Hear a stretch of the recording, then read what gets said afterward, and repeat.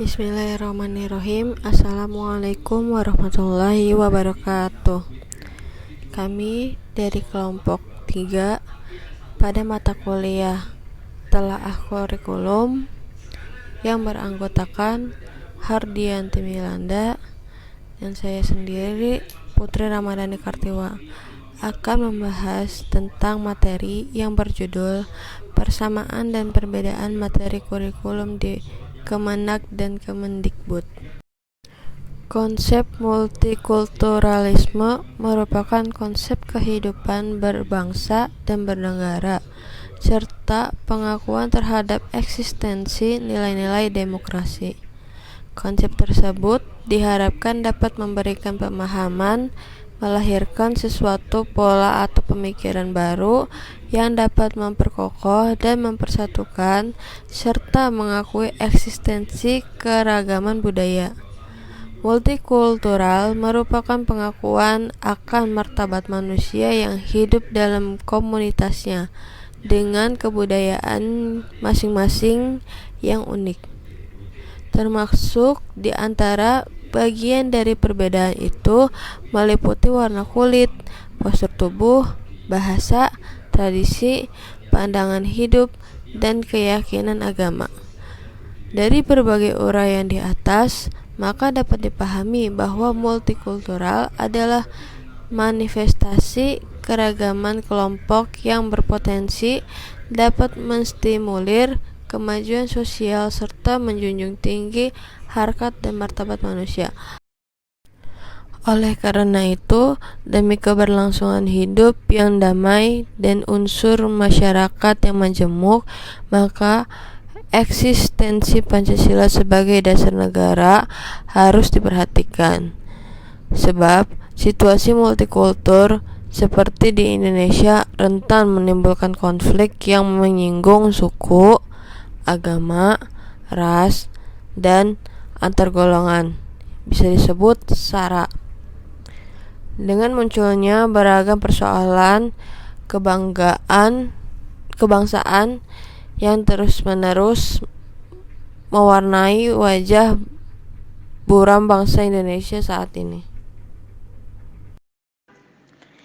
Diliputi kecemasan dan kekhawatiran mengenai krisis kemanusiaan yang tak sedikit juga melibatkan peserta didik, semisal perundungan antar siswa yang berbeda agama, belajar dari pengalaman pahit sejarah kelam yang pernah menimpa bangsa Indonesia, di mana ketika keberagaman tidak dipotensikan dengan baik maka dapat menjadi faktor pemicu konflik yang melumpuhkan sendi-sendi nilai berbangsa dan bernegara.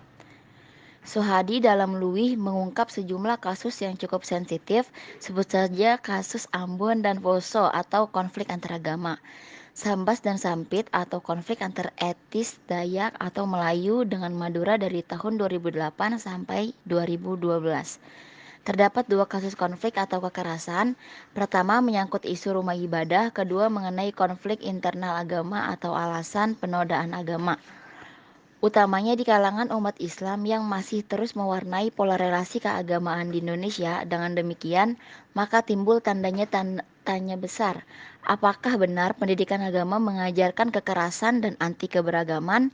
Setiap agama sebagai tuntunan dalam kehidupan individu tentu diyakini mengajarkan konsep yang harmonis, seperti kasih sayang, toleransi, kedamaian, dan kerukunan bagi penganutnya. Dalam Islam misalnya, umat muslim diperintahkan untuk berperilaku santun, toleransi, dan saling membantu dengan penuh kasih sayang, bukan justru sebaliknya. Islam tidak menganjurkan umatnya agar berperilaku ekstrim, radikal, mengucilkan minoritas, bertindak sewenang-wenang, dan intoleran. Maka upaya menumbuhkan kesadaran yang semacam ini sangat krusial untuk menjalani kehidupan yang damai dengan mereka yang berbeda, bukan justru menjadikannya sebagai bahan diskriminasi, kekerasan, dan perundungan. Dalam kerangka inilah, seharusnya pendidikan agama harus mendasarinya agar tudingan akan ketidakmampuan pendidikan agama dalam menanggapi munculnya sejumlah konflik sosial di tanah air selama ini secara otomatis akan terjawab dengan sendirinya. karena pendidikan agama sebagai salah satu anasir dan kurikulum pendidikan nasional yang diajarkan dari sekolah dasar, bahkan mulai dari taman kanak-kanak sampai perguruan tinggi, tidak terlepas dari telaah baik aspek normatif maupun historisnya. Sehingga upaya dalam mengembangkan dan menelaah konten yang disesuaikan berdasarkan zamannya harus terus dilakukan atau dikembangkan, sebagaimana yang termaktub dalam Undang-Undang Sisdiknas Nomor 20 Tahun 2003 Pasal 4 Ayat 1 yang berbunyi, pendidikan diselenggarakan secara demokratis dan berkeadilan serta tidak diskriminatif dengan menjunjung tinggi hak asasi manusia, nilai keagamaan, nilai kultural, dan kemajemukan bangsa.